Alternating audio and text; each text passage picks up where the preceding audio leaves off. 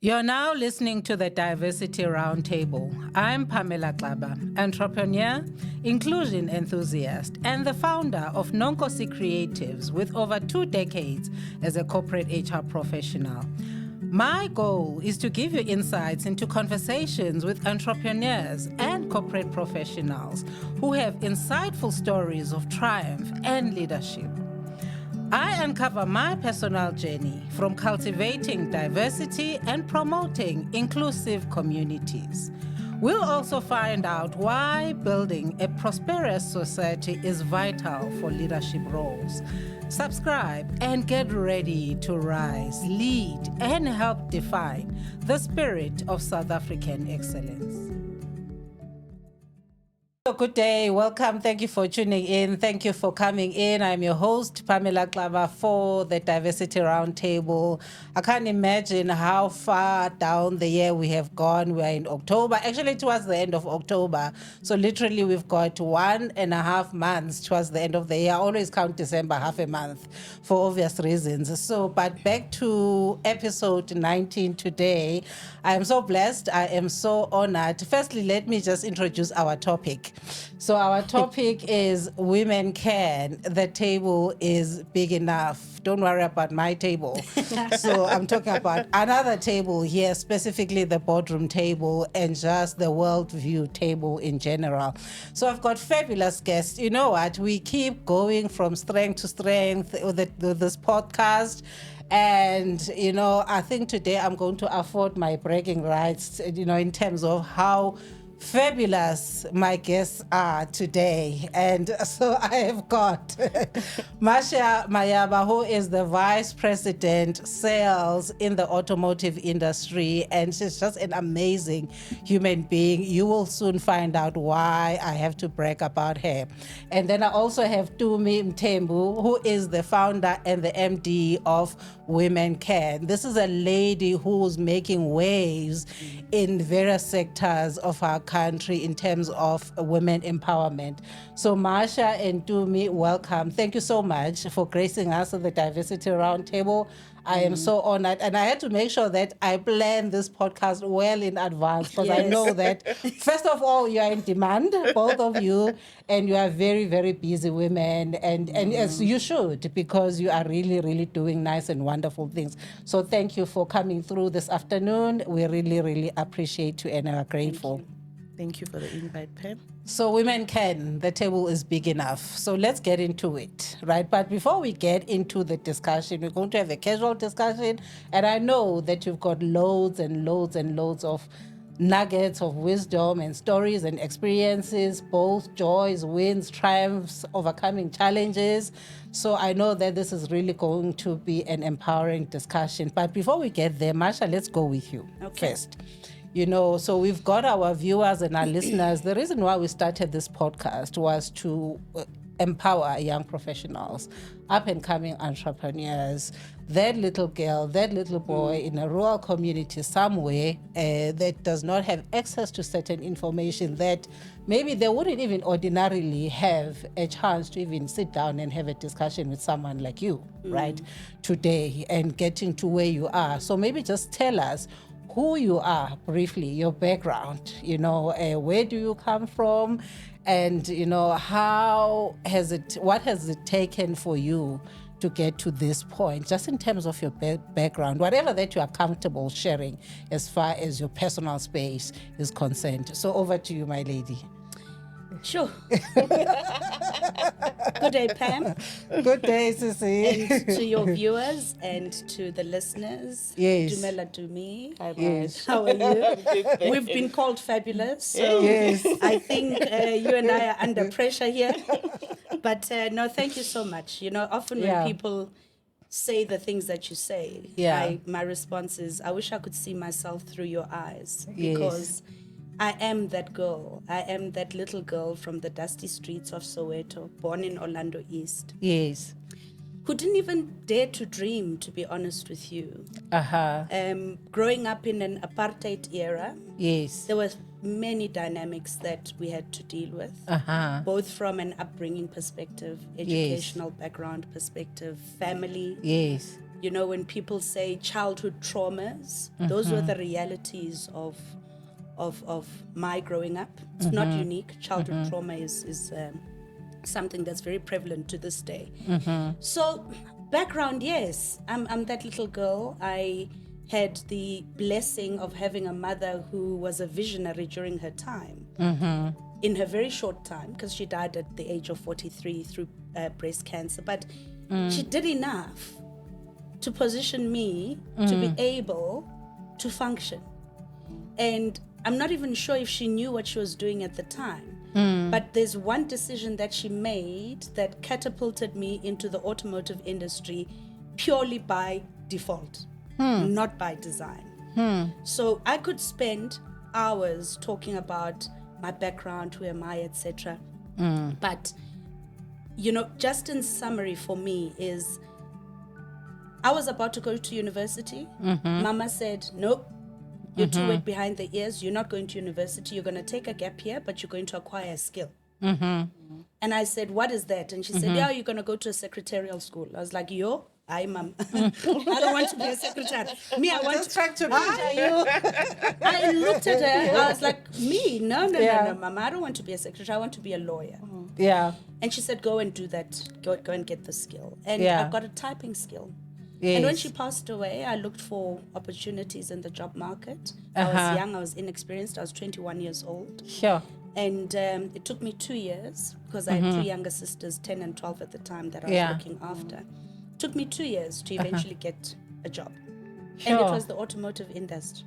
And guess how I got the job? Please. Guess how I got the job? Guess how I got the job? I don't know. Because I could type. Because I could type. And yes. 25 years later, here I am, still in the automotive industry, having been blessed with a great career. Yes. And all I do now is try and pay it forward as best I can. So I hope I've done justice to that background. If not, if she does it better than me, I'm going to do it again. You're going to add more. I'm going to do it again. There's another podcast where there's a podcast where I gave a summary like this. And this lady comes on and she just creates this. Wow, I was like, I'm doing it again. I'm starting afresh. No, that was perfect. Thank you. That was perfect. So to me, that's a hint to you. Don't make yours close. I'm not even going to allow you to do it. That was just perfect. Okay, and I'm actually just excited because I know that we're going to unpack more of what you just touched on. Thank you so much. Thank you. Marcia. I can't stop laughing. You see what I'm doing? Tumi, over to you, Sisi. Just briefly, who is Tumi Mthembu? No, but you know, let me just say something. So when I started WomenCan, I said, we all have funny stories and unique stories, but they are what? Relatable. Okay. So what you've just shared right now, any person can relate to it. So I think I'm not gonna outsmart you with my intro. Yes, Sisi. Yeah. So thank you, Pam, for affording us the platform to actually share what we do. As you've already introduced me, my name is Tumi Mthembu. I'm a sister, I'm a daughter, I'm a mother, I'm an employer, I'm a wife, I'm a business associate, and I'm the founder of WomenCan. And WomenCan was born through my agency called Envision Brand. We are an integrated communications agency. And from a background, I was raised by my grandmother. And she was so strict. Like when other kids were playing outside, I knew that 4 o'clock, my grandmother has to eat. Sure. And I have to be at the house and making sure that I cook. And I look back right now and I'm so grateful for how she was strict, because when I look at some of my peers, they're not where they wanted to be because of the freedom from their households. Yes. And for me, growing up, I just knew that I have to make it. Yes. Regardless of the opportunities I get or the support I get. But I was just that person that I would look for applications online. and apply for myself. Yes. I found myself crying with my dad. Like I remember that scene because I applied for vets and UJ. Yeah. And vets were like, no, we're not going to accept you because your maths grades are low. Yeah. Then I went to UJ. So my marks were great. So I get to UJ and this lady's looking at me and I'm crying. Yeah. And here's my dad behind me and he doesn't know what to do with me. And she looked at my grades and she said, what do you want to study? And I said, accounting. Yeah. And she says, my darling, just apply for corporate communications. And I said, what is that? Yeah. And she gave me the brochure to read what you can be after you've studied this course. Yes. And I was like, it's fine, I'll do it. Yes. And the next day they called me to say I've been accepted. And when I look back now, I wouldn't have been an accountant. Yeah. Yeah. Because I can't even imagine you as an accountant. Yeah, you so know what I mean? it's just not my personality. Yes. But that day, I was able to choose the right path for me, and I'm so Yes. grateful. I'm so grateful for it because Yes. I've been at it for 14 years now. Yeah. And it keeps getting better and better and better. Yes. Yeah. Yes. Now talk about destiny, right? Yeah. Yeah. You know, because I mean, look at you today, and I'm sure back then you were like, oh, okay, let me just study this thing. But I mean, you have made such a success of your career, and I'm just really looking forward to you telling us more in terms of your journey, how you overcame some challenges, to get to where you are, to be this fabulous woman that you see today, right? Yeah. No, so thank you so much for gracing us with your presence, Tumi. So I'm just really humbled, to be quite honest. And I think as Sifanele, we keep getting better at this as the Diversity Roundtable. So I think we are going to close the year on a high note. Yeah. Back to you, Sisi, Marcia. Right. So let's now get into it, like into the real deal, the real stuff, right? So our topic is the table is big enough, which really touches on the inclusive part of leadership, right? So, and you've been in a predominantly male-dominated industry, right? And what are some of the experiences that have shaped your leadership style? You know, just when you reflect and say, you know what, for you to even agree to say, look, Pam, I'm going to come and talk and speak on this topic, the table is big enough, and yes, women can. What does that mean for you in the context of your leadership style? Thank you, Pam. Very good question. And Tumi, you are fabulous. Thank you. All the time. But I hang around fabulous people. Blessed to have met you many years ago, and Yeah. we're still together till today. So very proud of you. Pam, so, you know, everything for me, when I look at my career, Yeah. honestly, I feel like an extra in my own movie. Because Yeah. sometimes I think, how did it all happen? What just happened? Yes. It's almost as if decisions were made as I was evolving and growing in the industry. It's not Yes. like I had this true North Star that Yes. said, I am setting my sights on that. Yes. It was in bite-sized chunks. Yes. The first one was when I joined this organization back in 1997. Uh-huh. And they took a chance on me as a trainee receptionist. But part and parcel of that was, in fact, you know, we don't have a job for you. We're creating it because you've got 2 younger sisters to look after. So yes, you're going to answer phones, but then you're going to do anything else that we ask you. You happy with that? Yeah. And I said, great. They said, okay, we'll give you a company card to take your kids to school. I was like, oh, fabulous. Yes. This is it. Yes. And then when I got into it, it was a truck rental and car rental company within automotive. Yeah. And I looked around, man. I was blessed enough because I had 2 female leaders, general manager and branch manager. So for me, female leadership didn't become something that was strange or unique. Yeah. Because there I was. I could see it. Yes. But as I navigated the industry, I spent 10 years there. Yes. Dealing with customers, suppliers, automotive retailers. There were no Yes. women. My only point of departure were these 2 ladies who gave me a pity appointment because of my social circumstances. So there was a point of reference, but then I decided, no man, I'm going to be needed in this industry, actually. Because as a black female, we are not there. And if we are, it's blue collar. So how did that shape me as a leader? I made a conscious decision. Firstly, as I navigated through my career, there's good leadership. There's not so great leadership. There's the values. You spoke about your grandmother, what you've been brought up with, and what is instilled in you. And then you are able to filter and decide, who am I going to be should I get to these levels? So when I was appointed as a manager, had very little direct reports, few direct reports. But I didn't know myself at the time. But when I got to middle management, I then realized that it's people. We deal with people. Yeah. And how you show up has such an impact on the people that you lead. So what type of leader do you want to be? Do you want to be the feared leader? Do you want to be the inspirational leader, the motivating leader, the one who drives results? But for me, it starts with people.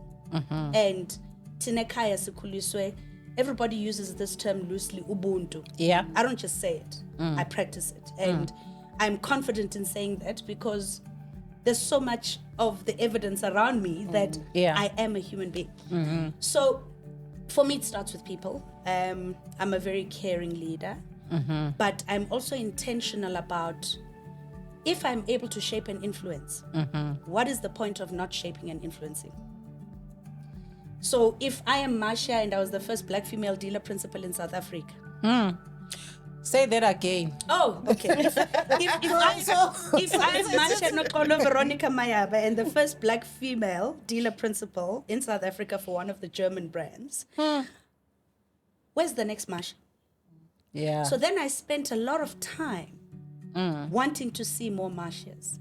And how could I then influence and put myself out there? They call me the granny of the industry now because I'm there 25 years and I'm 50 years old. But anything and everything that I've done, every position that I've assumed, every leadership role, I make sure there are Marcias, there are Sipos, and I can point them. That is how I define my leadership. Thank you. Sure. You know what? Drink some water too. In fact, you need to drink water. Because wow. Drink some water. So while she's drinking water, Marcia, is that, can you explain to a Marcia who is somewhere either in Rua KZN or somewhere in Soweto what a dealer principal is? Yeah, okay. All right. So a dealer principal, you know where people buy cars. We call those dealerships. Other people still call it a garage. It's a dealership where you buy new cars, you buy pre-owned cars, you service your cars, you buy parts. In that structure, you've got a parts manager, a service manager, a new car sales manager, pre-owned manager. Then you've got the dealer principal. The dealer principal is the big boss. The dealer principal, the only thing about the dealer principal is that they don't own that business. But they are managing and leading people. They are selling vehicles, they're running a business, and they're making money for the shareholders. So even today, just for context, if I were to tell you, we have approximately, call it 4,000 franchise dealerships in the country. If there's 50 female dealer principals, it's a lot. And I've been in the industry since 1997. And the ones that are there, I can claim at least 10 whom I believe I had influence in having them being groomed to be dealer principals. So that's what a dealer principal is. To our listeners and viewers, so we will unpack more about Marcia's journey. You know, we're just getting started. Just hold that thought. Thank you. So you drank your water. So the table is far. So Tumi, so as the founder of WomenCan, so I'm also even tempted, how did the two of you meet? Right? How did you meet Marcia? And so you're going to answer two questions for me. First, how did you meet Marcia? And the second one, so you're the founder of WomenCan, right? Yes. So you need to then just enlighten our viewers, you know, what is WomenCan? And how have you seen the space around women empowerment evolve since you have started, and what prompted you to start your organization? So let's go back. How did you meet Marcia? How did the two of you meet? It was at an event. Yeah. At a dealership. Yeah, of course. Yes, so I was part of the event organizing team. Yes. Then I met Marcia and we clicked. And at that time, I had another women empowerment platform. Yes. Then during COVID times, we couldn't do any events. Yeah. And you know me and not giving up. I said to Giving Marcia, up is not an option. I'm like, She's persistent and I'm like, it's resilient. COVID, but we're gonna have an event. Yeah. And we went to a lodge in Midrand. Yeah. And we had a whole setup. It was Marcia and 3 other speakers, no audience, and we still made it look beautiful, as if you are attending an event. It was Only you ladies can pull that one off. I promise you. I promise you, we recorded the entire event on stage, a panel discussion. And Marcia said to me, but are you sure we're going to be able to do this? I'm like, Marcia, show up. And we did. And she showed up for me. And ever since then, I just knew she's one of those women that I can really rely on and have her backing. So that was in 2021. Sure. Yeah, when we had that women empowerment platform. Uh-huh. Then this year, on my birthday, I was also fooling around. I was bored. It was my birthday and I was chilling. I thought, what can I do to celebrate my birthday? Because I love celebrations. Yes. But this year I had decided I'm not going to do anything. Yes. But after 2 days, I'm like, there's no way I'm not going to celebrate my birthday. Yes. I posted on Facebook and said, I'm looking for 37 ladies because I was turning 37. Yeah. Who would like to join me for a brunch. Mm-hmm. But the ladies that I'm looking for, I'm looking for ladies that have that we can mentality. Because a lot of the time when we gather as women, it's always conversations around, I'm having problems with this. There isn't any that excitement or celebratory moments when we are together.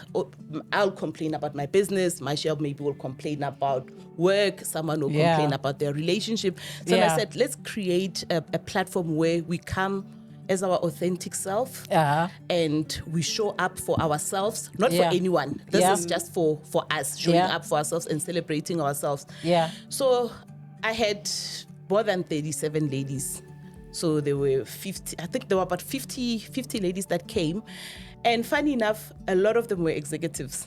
I had people driving from Anglo-American in Secunda coming to the event. I had the GM of BP at the event.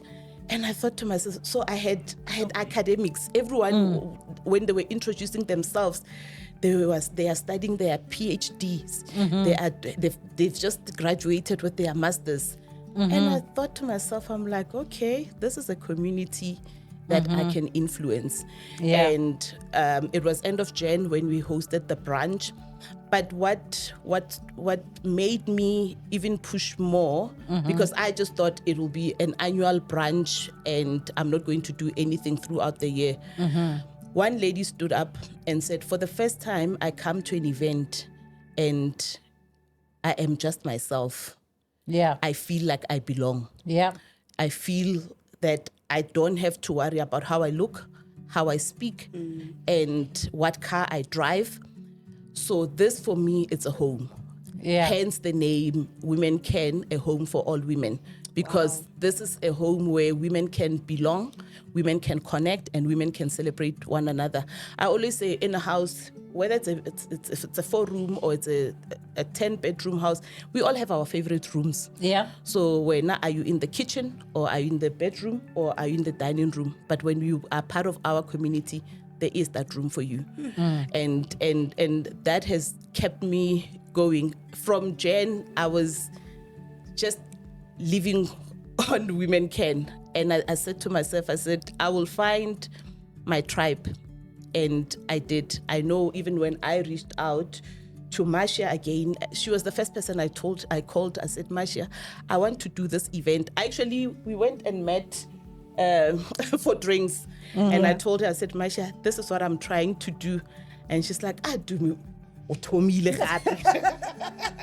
With your ideas. Yes, because at that time it was just an idea. And with the idea, you know, when you present a concept, you always have to show speakers. And when I say, Marcia's one of my speakers, then people listen. And I'm like, okay, then I'm in the right track. Let me distribute this document to a whole lot of other people. Yeah, so I reached out to her and I said, I would like you to be a speaker again at the event. And she said, definitely, girl, I'll be there for you. So, and she was, and she pulled such a big crowd, including you, Pam, because you ended up... Actually, the reason why I got you because so there's a lady, Yandisa, she says to me, have you seen that? There's this event, Marcia is speaking. I said, you mean Marcia Mayaba? It's like, no, here's the LinkedIn post. Go to this thing and say, I'm like, oh my gosh, who do I contact? How do I get involved? Yes. So well done. Yes. Yeah, no, because Marcia, she said to me, she says, Tumi, you don't have to pay me. Yes. Just invite women in my... For me, I'm going to dedicate 2 tables for the women in the automotive industry. And I think if you had said 50 seats, you would have still made it into 50 because there's just so many of them that wanted to attend. But it's women like you, Pam, when you saw that post, you reached out to Marcia and said, I would also like to sponsor women in the automotive industry that would like to come. So I think it's that tribe where we then saying, how do we create our community in a way that it's inspirational to the young ones that are coming, but also the ones that can be there, they're not excluded. Yeah. Because on that night, we afforded women that couldn't buy tickets an opportunity to be in the room, to be inspired. When they walked away, the number of messages we received to say, right now we have a year to save up, because we know that the event is happening again in 2025 and it's going to be bigger and better. But like I said, with WomenCan, what we want to do is, I've just realized that empowerment has now become so expensive that for you to be empowered, you have to always buy a ticket. And not everyone can afford to buy the ticket.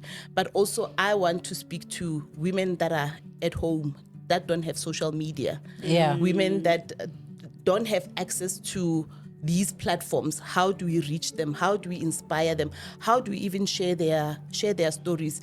You know, when I was putting together that video where we were saying women can and share your background, a lot of the women that are working in retail or they're cleaners, they were not even comfortable to share their stories, to say, I'm a cleaner, I'm a packer. And I said to them, I'm like, but this is who you are, and you are supporting a family. You need to own up. You wake up every day, you get onto the bus, you provide for your family. You need to celebrate that. Yeah. We all can't be CEOs, we all can't be directors, but at this point in time, celebrate what you have.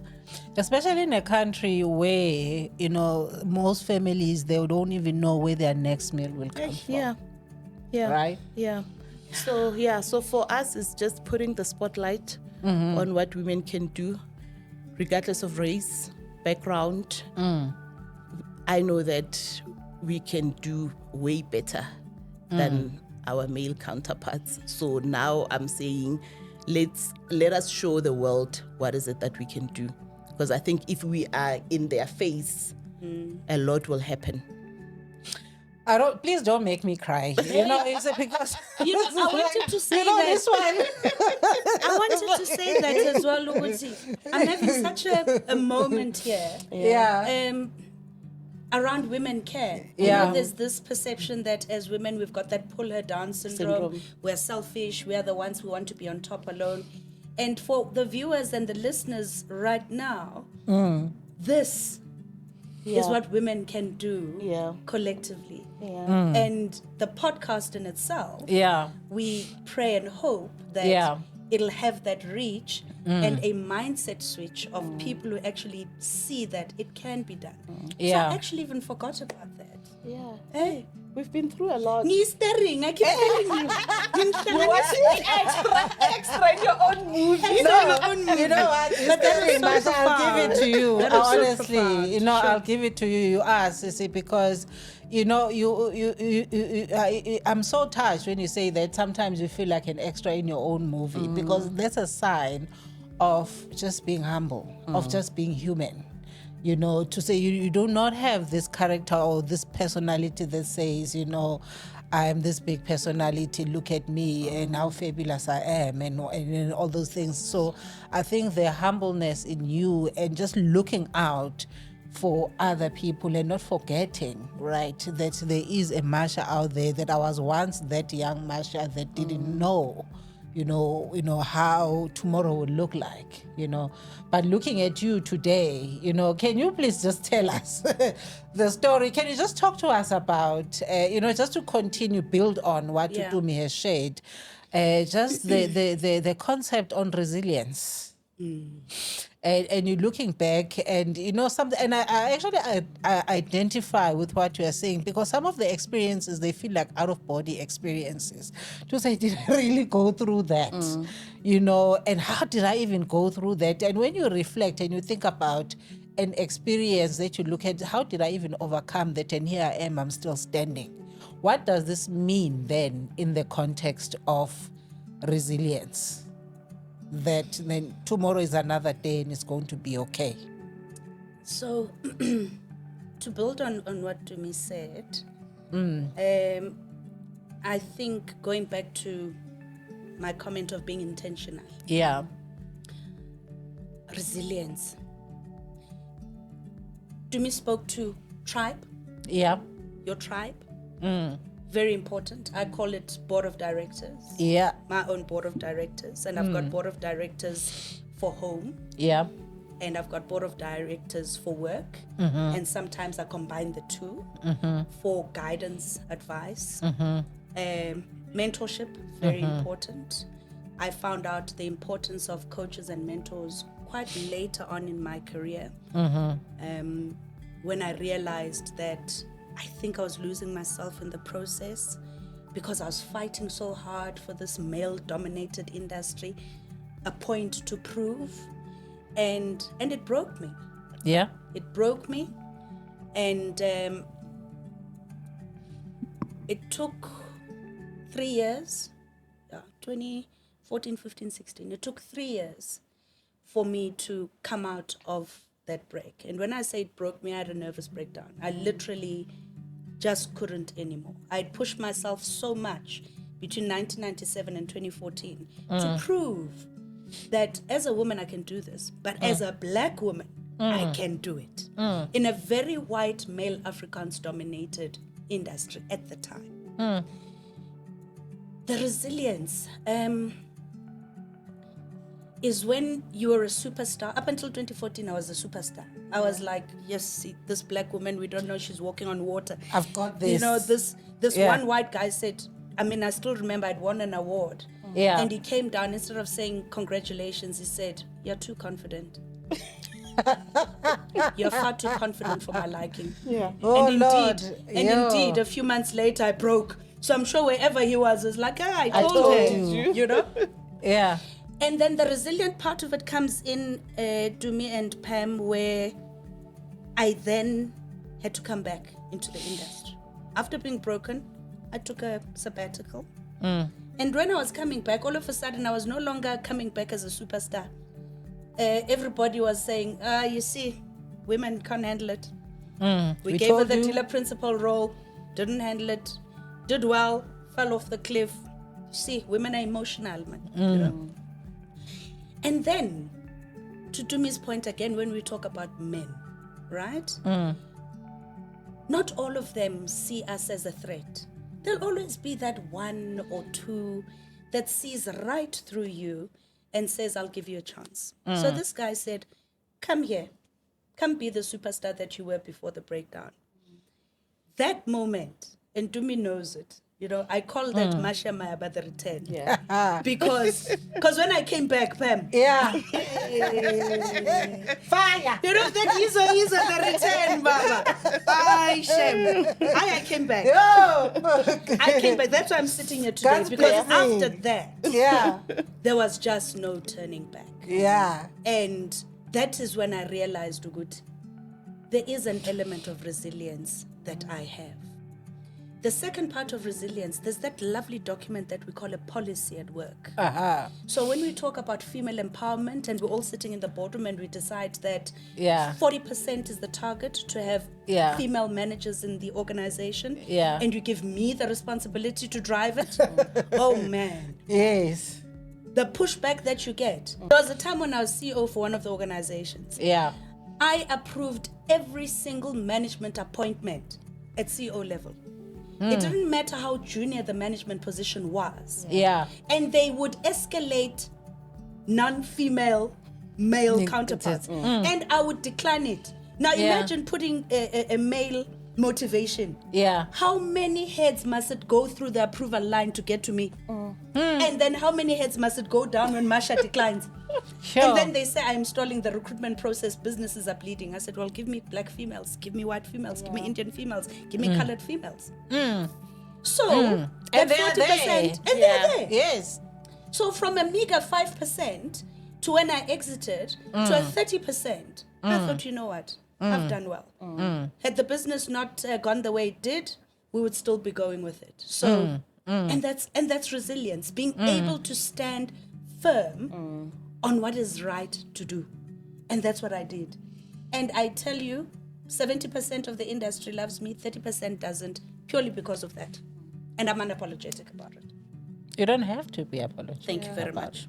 You don't have to. We need more Marcias. And I just like the spin on Marcia the return. I'm just like seeing a movie script now on how that movie will look like, you know. So, but Marcia, we are so blessed. You are a blessing. You are really, really a blessing to many. You know, so, and don't ever feel like an extra in your own movie, because, you know, we look at you and we're like, you know what, God has his hand on this lady. And that's just how we see you. Thank you so much. Tumi. She's crying. I am, because I know the industry you're talking about, you know, and I know the industry you're talking about, and we've got the good and also good experiences. So, and I just thank God that I have the opportunity to just sit you down and just really listen to what really drives the personality that is called Marcia. Thank you. Right. So Tumi, you've got a big personality, you've got a big voice. So I think 2 months ago you did this event. Was it 2 months ago? Yeah. Yes. And then I think like a week or 2 weeks later, then I saw you on ENCA. I saw you on ENCA.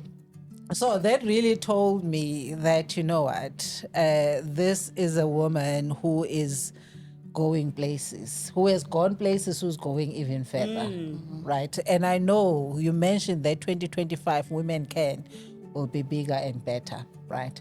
So, but let me just take you back to what you were talking about when you said you were looking for 37 women that have the I can mentality. Define that for us, for our listeners and our viewers. What is the I can mentality?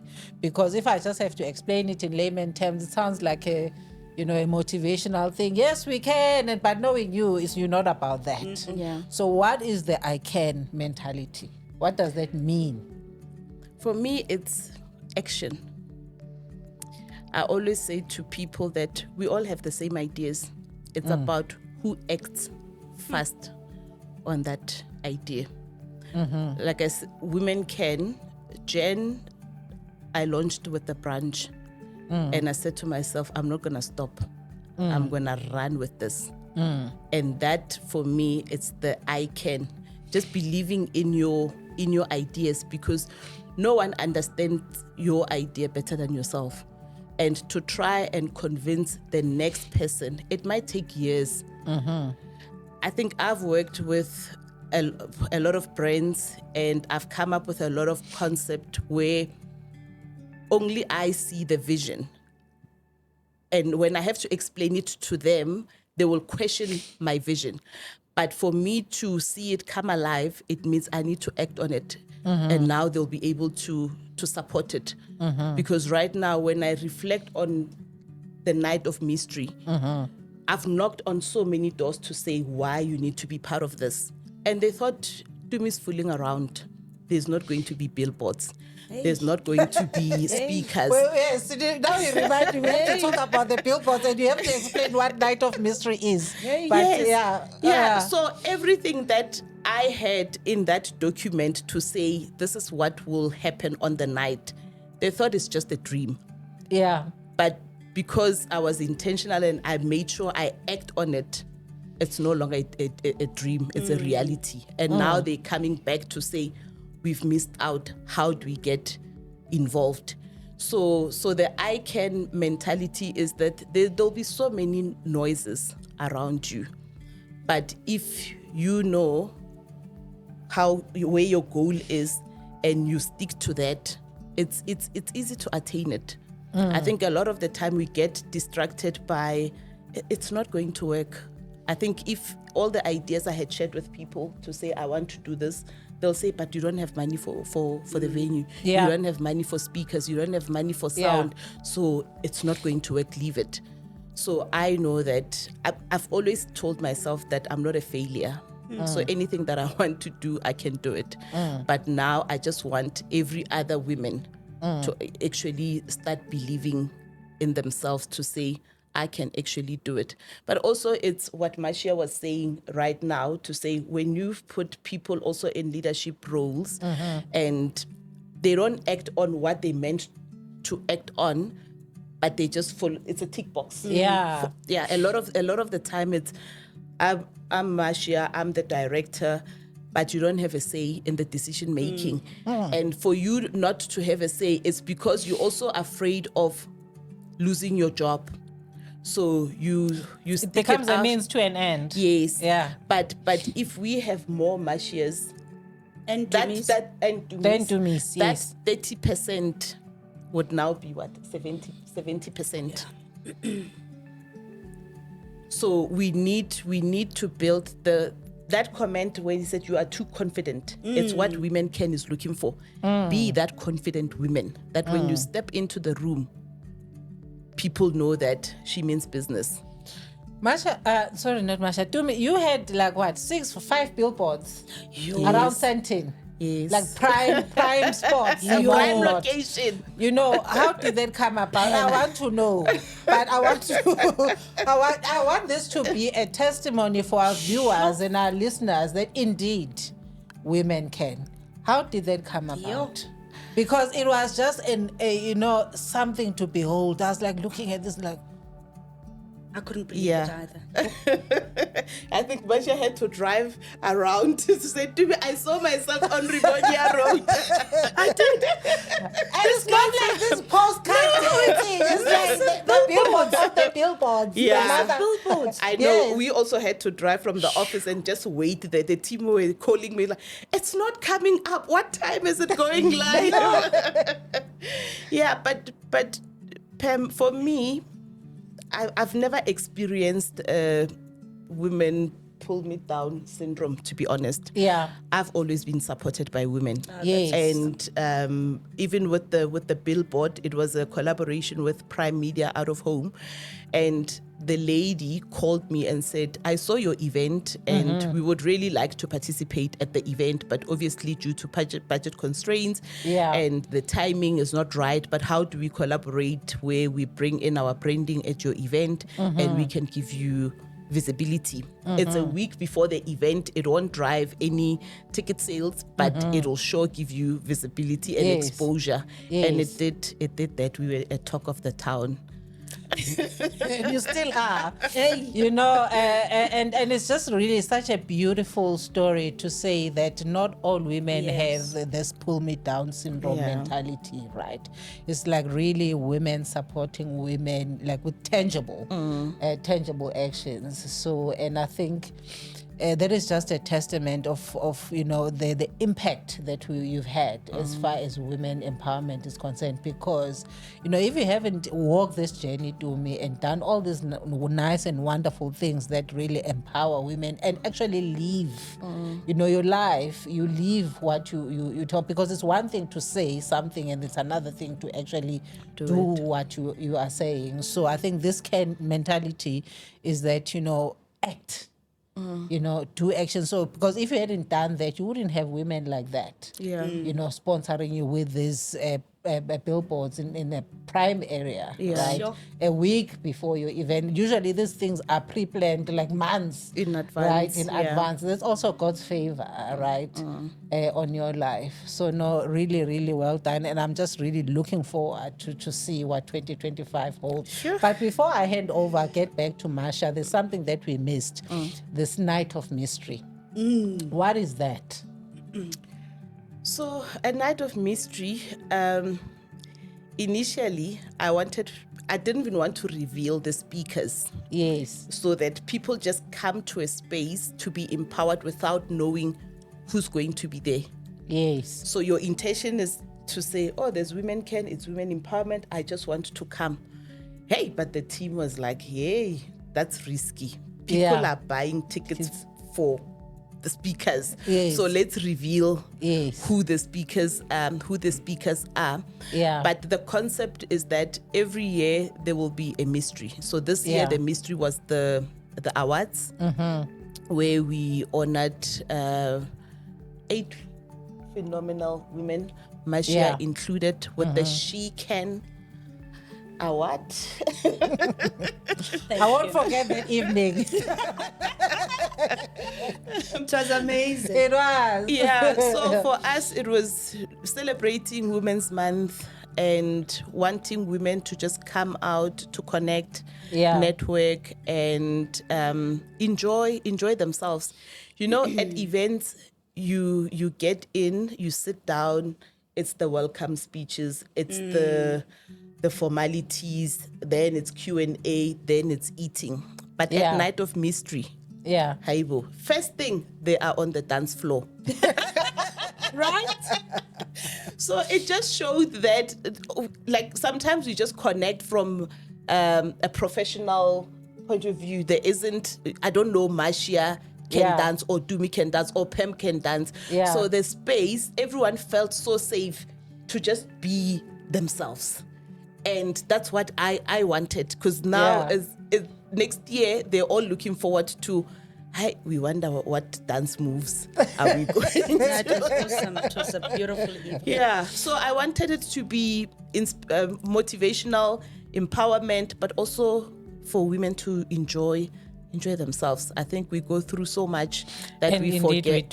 We forget to just be out there and have fun. Yeah. Take off our heels and wear all stars, and then since walk bare feet if we want. It was so cool. And I don't dance at events. The people who know me, I don't dance. That night I had my jacket off, and I was one of the last people to leave. It was cool. No, thank you so much. Thank you so much to me. Marcia, there's just this one question that I think as a host or as a guest, I think I have to read this one, because I think if I say it, I don't want to phrase it in such a way that it doesn't mean. When you try to rephrase something, but I really want to read this one. It's actually for the both of you, but we'll start with you first, Marcia. Is that, both of you are role models. You are. So I know that you are too humble, so when I say you are role models, we like to who? Well, to me, as a start. Right, so you are role models in your fields, right? So, but how do you navigate the pressure of being a public figure while also advocating for systemic change? Because your profiles are out there, right? And you've been on various publications, you've been on various media platforms, right? So how do you, one, stay grounded, and how do you navigate this space, And when you talk about systemic change, it's very broad in the context of diversity and inclusion. But systemic change around women empowerment, the table is big enough. Looking at your own experiences, your own challenges, and how you overcame certain challenges, and just having, the freedom to just call a spade, to say it for what it is. So how do you navigate this? Because people really judge people and they label people and all sorts of things. And also looking at how you also package yourself in your personal life. So how do you navigate that? How navigate that space? Sure. Pam,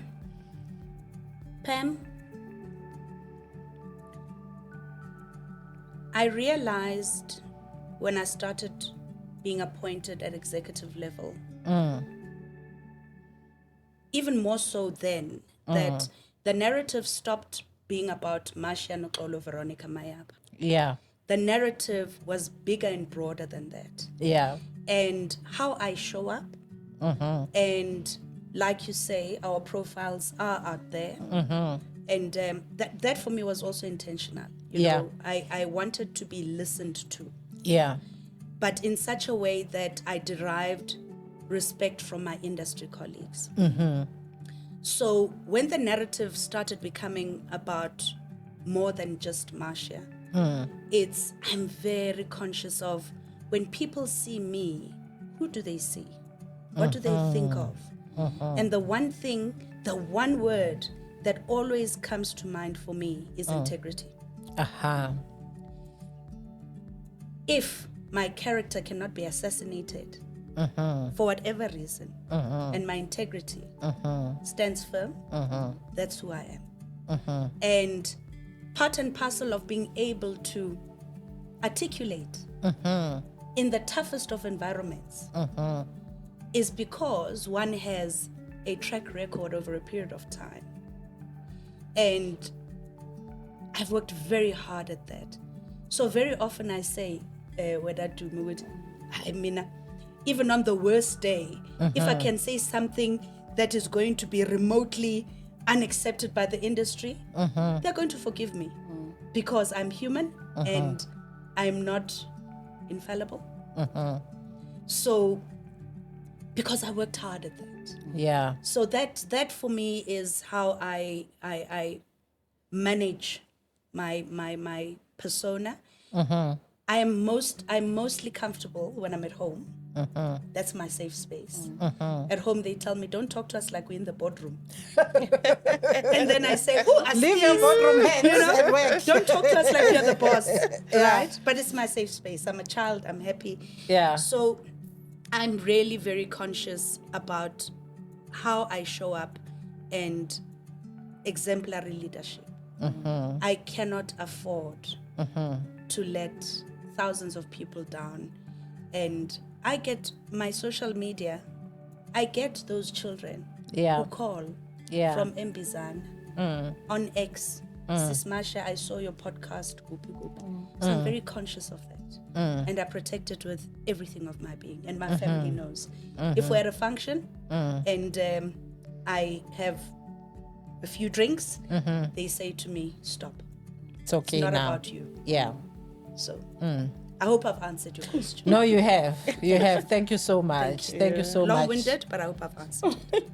That's what we want, right? Don't hold anything back because, you inspire so many, to your point, that there are kids that follow your socials, they follow the platforms where you appear, So it's very important that you continue to be who you are, authentically so. Yeah. But with integrity. So thank you so much. Thank you.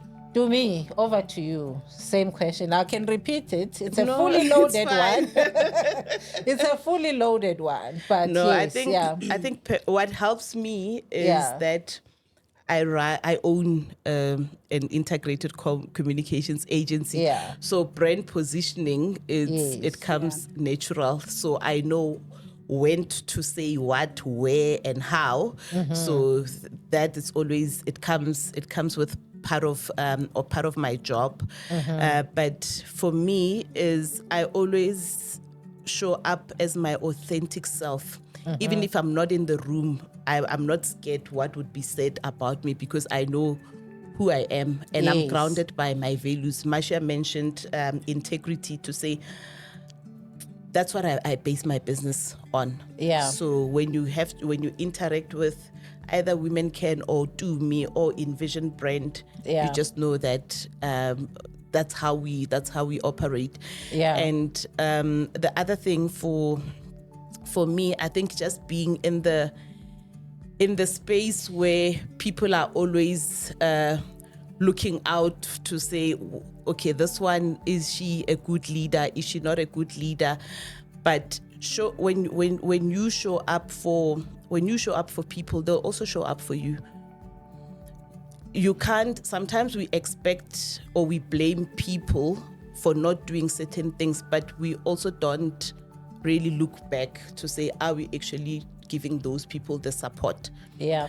So I'll give you an example where when I hosted the event, I said, with the number of people that I know, if they all bought tickets, I would fill up FNB Stadium.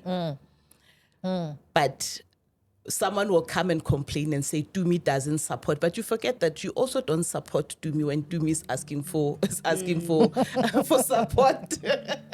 So it's the little things where you think you are sharing my invite on your WhatsApp status is not making an impact. Yeah. You might not have the budget to buy the ticket, but your contacts, you've got 1,000 contacts that will say, I've seen this on your WhatsApp. What is it about? Then let's send them the link and say, no, read up about WomenCan. So it's the small things. Sometimes we attach monetary value to things, but it's just the small gestures of saying, Pam has posted about the podcast. Let me share it on my platform so that she can reach more audience or more viewers.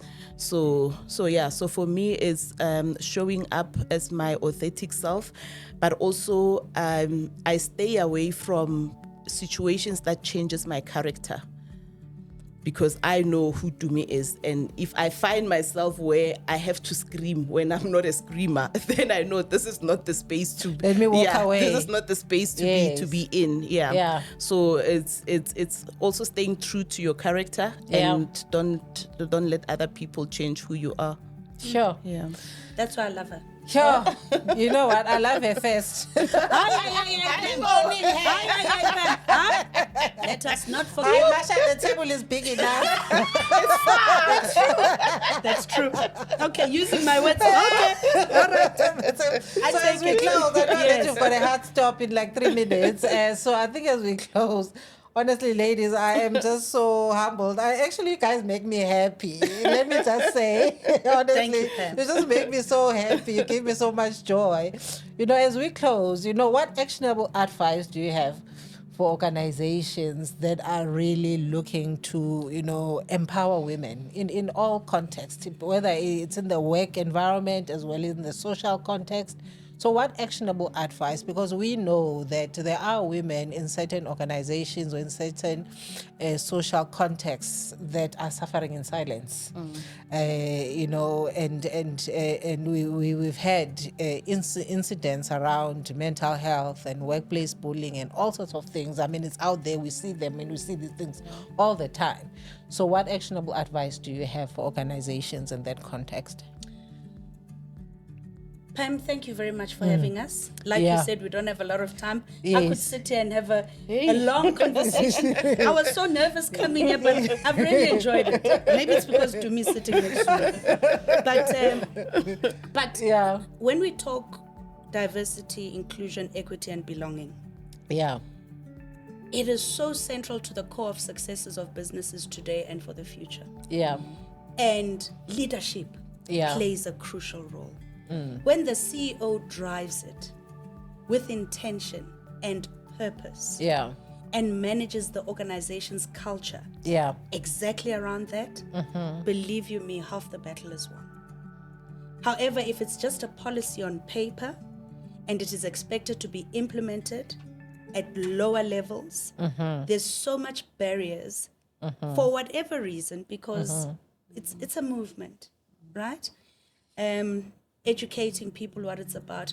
But my experience has taught me that if you don't own it at a very senior level, change and transformation really delays. Tumi said, you know, I'm proud of the 30%. But if all our organizations just practice that, sure. So that for me is the organizational request that I've got for automotive, and hopefully it will reach some of my industry leadership colleagues. Let's be intentional about it. Marcia, thank you. Thank you very much. Just to have your voice say these words goes a long way. Thank you. Thank you so much. Thanks, Pam. Tumi, please contextualize this for us in the context of women empowerment, both in the workplace and society. No, for me, I'll turn the question around, because for me, it's a plea and it's an ask for organizations to say, as WomenCan, we have right now over 3,000 women that are subscribed to our platform, and they are looking for exposure, they are looking for resources, and as companies, you have women empowerment platforms or forums, invite them into your space so that they can be inspired by what your organization is doing. So I'm looking for platforms where I expose these women to what other corporate companies are doing. So we've started with Deloitte this year, where they invited us to invite our WomenCan ladies to their offices, and we had about 50 ladies that attended, and on the panel it was all the Deloitte executives, the women of Deloitte, and they were sharing some of the best practices, some of the programs that they have. So those are the collaborations we are looking for, to say, women don't have to pay to be empowered. Expose them into your organizations. And I think this is a dream, because I'm a dreamer, and I do the I Can. One of the events that I actually would like to host is for Women's Month, have all these organizations come into one space, bringing their women, having their leadership in front, and telling us what is it that they're doing in their organizations. We don't have to celebrate Women's Month at your company. It's going to happen. It has happened already. So this one, if we have to fill up the arena somewhere, but we have different CEOs of companies being on the spotlight, inviting their teams and telling us how great they are and showing us the proof. Oh my, you know what? We're sitting with the movers and shakers here. To our listeners and viewers, we have run out of time. You know, I honestly wish I could sit with these two ladies the entire afternoon. But hey, you know, we've got things to do and other things to do. So thank you so much, Marcia and Tumi, for gracing us with your presence. I'm just so excited, and I'm humbled, and I'm looking forward to continue the journey with you. And I'm just really blessed that my path crossed with yours in this lifetime. So to our listeners and viewers, you have been tuning in and listening to episode 19 with the two fabulous ladies, Marcia and Tumi, with the topic WomenCan. The table is indeed big enough. Thank you so much. Thank you. This was fun. Yes. You're now listening to the Diversity Roundtable. I'm Pamela Xaba, entrepreneur, inclusion enthusiast, and the founder of Nonkosi Creatives, with over 2 decades as a corporate HR professional. My goal is to give you insights into conversations with entrepreneurs and corporate professionals who have insightful stories of triumph and leadership. I uncover my personal journey from cultivating diversity and promoting inclusive communities. We'll also find out why building a prosperous society is vital for leadership roles. Subscribe and get ready to rise, lead, and help define the spirit of South African excellence.